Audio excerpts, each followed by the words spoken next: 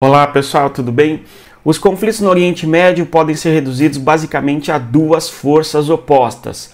De um lado nós temos o Estado de Israel, de outro lado nós temos o Irã, coordenando uma importante geopolítica compreendida como eixo da resistência, contrária ao Estado de Israel e à influência dos Estados Unidos naquela região.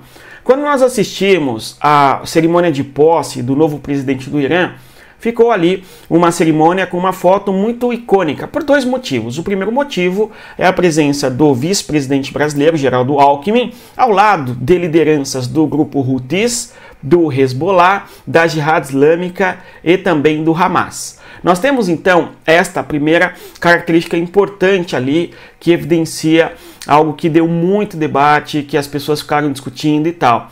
Ocorre que o Brasil e o Irã têm uma relação comercial importante. Nós temos que o Brasil e o Irã têm uma troca comercial significativa e mais do que isso, o Irã é o mais importante mercado no Oriente Médio em termos de consumo e trocas comerciais com o Brasil.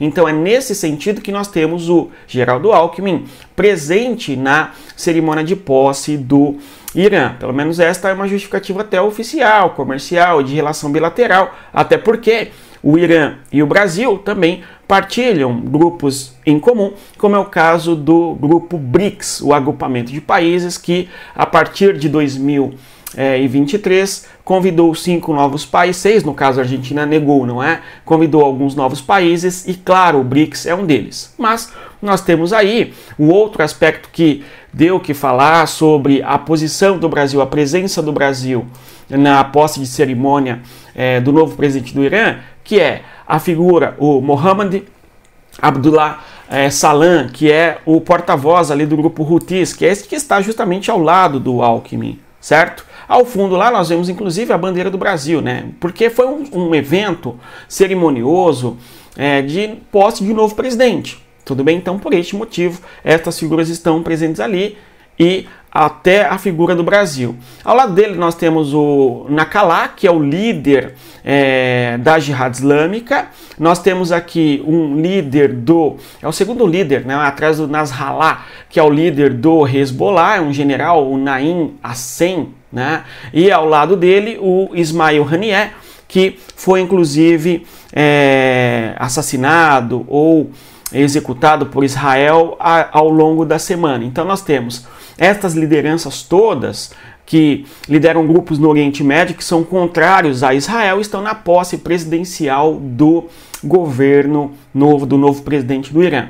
E você que quer aprender geopolítica de maneira bastante aprofundada, ter uma noção panorâmica e ampla sobre todos os temas de geopolítica, onde você tem cursos gravados sobre os Estados Unidos, a China, a Rússia, o Oriente Médio, a geopolítica da Guerra Fria, da globalização, enfim, é muito conteúdo, gente. Além do mais, uma análise semanal, com uma aula ao vivo, com vários alunos interagindo, discutindo sobre os principais temas de geopolítica, a nossa chamada sala de guerra, um encontro único, que não existe em nenhum outro lugar por aí. E claro, o Território Geopolítico, um grupo onde as pessoas trazem as informações diárias ali dos principais temas que ocorrem na geopolítica.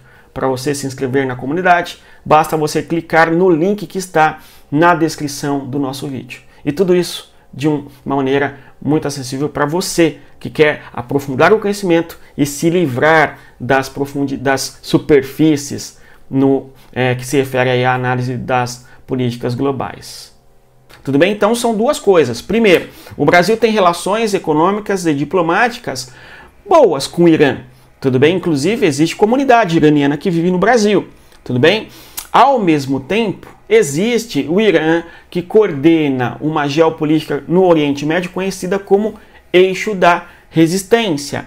E certamente o fato do Irã liderar esses grupos como um todo, enfim, faz com que eles estejam presentes ali na cerimônia de posse do novo presidente do Irã e tal. Só que as consequências deste encontro foi muito negativa para sei lá, os palestinos, no caso ali, ou no caso pelo menos o grupo do Hamas, né? Porque teve o seu líder sendo executado por Israel e repercutindo de maneira bastante negativa e distanciando certamente a paz no Oriente Médio. É nesse sentido que eu falo da repercussão negativa, perfeito? Então, observando outros cenários ali, vamos observar o prédio onde estava o Ranier. Então, a liderança do Hamas foi executada nesse prédio, onde o Estado israelense atacou em Teherã, na capital, de uma maneira bastante precisa, e executou ali a liderança do Hamas, conforme nós observamos, a liderança do braço político do Hamas. Só que, nos mesmos dias, nós temos Israel empreitando ataques contra os seus inimigos na região do Oriente Médio e executando lideranças também do Hezbollah, e o Mohammed Deif, que é uma liderança da Brigadas Al-Qassam. A Brigadas Al-Qassam nada mais é do que o braço militar do Hamas. Então, em poucos dias, Israel faz ataques precisos que executam lideranças políticas e militares do Hamas. E também o conflito entre Israel e Líbano aumentando de um modo bastante significativo, ao ponto de, conforme nós observamos, um ataque que ocorre na região das colinas de Golã, que acaba levando à morte, infelizmente, de crianças. Israel acusando o Líbano, no caso o Hezbollah, de ter sido responsável por atacar a comunidade naquela região. Isto gerou uma série de novas controvérsias também. Por quê? Nas colinas de Golã, o grupo que ali habitua, que vive naquele espaço, não tem necessariamente relações com Israel, que os drusos. E, por sua vez, as crianças que infelizmente acabaram sendo executadas, mortas e tal, são pessoas que pertencem à comunidade drusa, que não necessariamente está associada a Israel, perfeito? E, por sua vez, o Irã, no caso o Hezbollah, afirma que não teria por que atacar a comunidade drusa no território das colinas de Golã. Por sua vez, Israel diz que não, que foi um ataque que o Hezbollah estava fazendo contra o território israelense e acabaram também acertando a região que fica ao norte, nas colinas de Golã, levando ali a essa tragédia inominável. A consequência disso foi um aumento de tensões mais intenso ainda na relação entre o território do Israel e o Líbano. Quando nós observamos no mapa, vale a pena nós observarmos o seguinte cenário. A fronteira entre Israel e o Líbano se localiza ali na porção do meridiano oriental. Eu vou até aumentar o mapa aqui para vocês observarem. Nós temos aqui um aumento de tensão significativo nesta região, certo?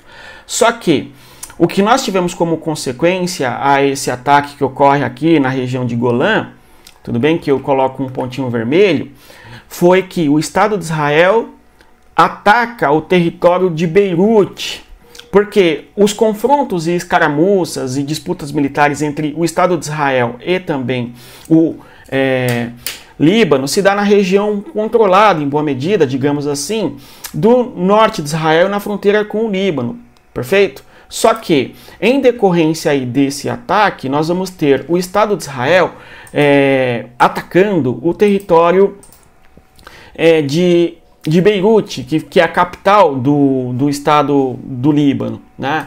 Ou seja, nós temos um aumento de tensão significativo ao ponto de o Estado de Israel atacar a capital do Líbano, o que eleva o nível de conflito e tensões entre os dois territórios a uma escalada sem precedentes, que pode desencadear, sim, infelizmente, uma guerra de proporções que nós veremos, caso ela ocorra, tomara que não, que seria maior do que o conflito que existe entre o território de Israel e o Hamas. A guerra entre Israel e o Hamas já dura mais de 10 meses, talvez vai chegar a 1 ano e mais, onde não há vencedores, e sim apenas uma comunidade civil que é perdedora. Esta é a minha perspectiva, tudo bem? Então nós temos aí um conflito entre Israel e Líbano que, se ocorrer, certamente trará muito mais dores para o Oriente Médio no que se refere ali ao número de pessoas civis que infelizmente acabam morrendo. Então quando nós observamos aqui o território de Israel e do Líbano, né, o confronto se dá entre ambos aqui na região fronteiriça. E aí Israel acabou atacando a capital Beirute. Perfeito? Então, numa situação bastante difícil, de escalada de tensões e conflitos, enfim. Né? Então, aumentando o mapa para que nós percebamos de uma maneira mais precisa. Aqui é o mundo no mapa, né, gente? Uma característica única do nosso canal, de observar o conflito geopolítico, a disputa territorial e tal, e observando isto a partir da cartografia, a partir do mapa, porque o mapa é a base para nós entendermos as questões geopolíticas, porque nós sabemos em que lugar está ocorrendo as disputas, os conflitos, enfim. Perfeito? Então nós temos recente o conflito envolvendo o Estado de Israel e o Hamas na faixa de Gaza, só que esse conflito não se reduz a esta região. Nós temos no norte de Israel o território do Líbano, com a figura do Hezbollah, que é aliado do Irã. Nós temos lá no sul a região do Houthis, onde temos o território nas margens do Mar Vermelho, ali do Golfo de Bab el-Mandeb, e o território ali do Iêmen, também contra o território de Israel. Além, claro, dos conflitos eventuais envolvendo grupos da Síria e do Iraque contra o território de Israel. Então nós temos o Irã coordenando esses grupos todos em diversos pontos do Oriente Médio contra o Estado de Israel. E por isso, portanto, aí duas coisas. Israel ataca o líder do Hamas dentro do território do Irã, de certa maneira sendo algo muito, não é, provocativo na concepção iraniana, evidente, né? E claro, nós temos, consequentemente a isso, o Irã dizendo que fará uma contraofensiva, uma vingança, né? E além disso, nós temos o Irã recebendo esses líderes, os quais ele coordena em boa medida na região do Oriente Médio. Agora, uma outra consequência, tudo isso que vem acontecendo, é a presença de porta-aviões dos Estados Unidos na região do Mediterrâneo Oriental e também na posição geográfica ali do chamado Estreito de Hormuz. Aí vocês veem uma foto de um porta-aviões dos Estados Unidos, né? E é um porta-aviões de significativo, enfim, tem uma capacidade militar enorme, e vale mencionar que o porta-aviões americano tem como finalidade se instalar no chamado Mar Mediterrâneo, aqui ó, na porção oriental, que tem como objetivo fazer a patrulha aqui, ó, desde a Turquia, Síria, Líbano, Israel, Egito, e também atravessando esta região aqui, ó, do chamado Estreito de Hormuz, que é um território fronteiriço entre o Irã, que é inimigo dos Estados Unidos, e também o território ali de Omã, né, conforme nós visualizamos, mas os Estados Unidos têm aliados nesta região, como é o caso da Arábia Saudita, dos próprios Emirados Árabes Unidos, do Kuwait, por exemplo, né? Então é uma região dividida em termos de influência, e é este o cenário que temos ao longo dessa semana.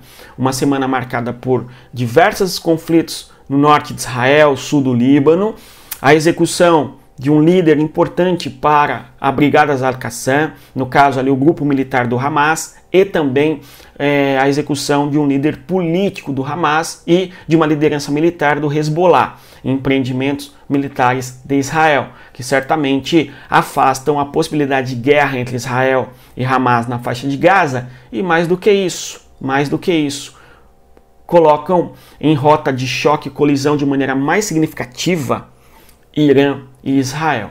Vamos torcer para que tenhamos paz. Pessoal, além disso ainda, o Ismail Haniyeh teve familiares seus que foram executados, foram mortos ali no contexto da guerra entre Israel e Hamas na faixa de Gaza, tudo bem? Há algum tempo, né? E agora ele quem foi executado, conforme nós visualizamos. Conforme diz, reitero, uma guerra onde não há necessariamente vencedores. E eu convido você que quer aprender geopolítica de maneira mais aprofundada. Vocês viram aí uma tentativa de compreender o que está acontecendo. Tá, o governo brasileiro está no Irã, mas a gente pode compreender as críticas que se faz, mas ao mesmo tempo, o Irã é um país que tem relações comerciais fundamentais com o agronegócio do Brasil, não é? Então, o Brasil tem uma relação comercial importante, aliás, o Irã é um dos grandes importadores de carne no Brasil. Então é sob essa perspectiva que eventualmente o Geraldo Alckmin estava ali na presença da posse do novo presidente iraniano, tudo bem? Ao mesmo tempo nós temos o governo brasileiro, o Lula, que tem vamos assim dizer, uma aproximação crescente em relação a esses países, tudo bem? Que muitos vão chamá-los de eixos da ditadura, não é? O caso do Irã, ou mesmo da Rússia, da China, da Venezuela e assim por diante, né? Então são duas perspectivas, tudo bem? Você quer aprender mais sobre isso, entender a história da geopolítica do Brasil, a nossa formação territorial, expansão geográfica, debater toda semana um assunto importante de geopolítica em profundidade, ter com quem conversar esses assuntos, não é, de maneira respeitosa, inteligente, e claro, a participação no território geopolítico, onde todos os dias as informações dos principais temas geopolíticos ali sendo analisadas, venha para o a nossa comunidade geopolítica, onde nós temos o território geopolítico, a sala de guerra e, claro, não é, os cursos sobre o Oriente Médio, sobre os Estados Unidos, a China, a Rússia e assim por diante. No mais é isso, bons estudos e conforme eu sempre digo, respeita a geografia, até mais, tchau pessoal.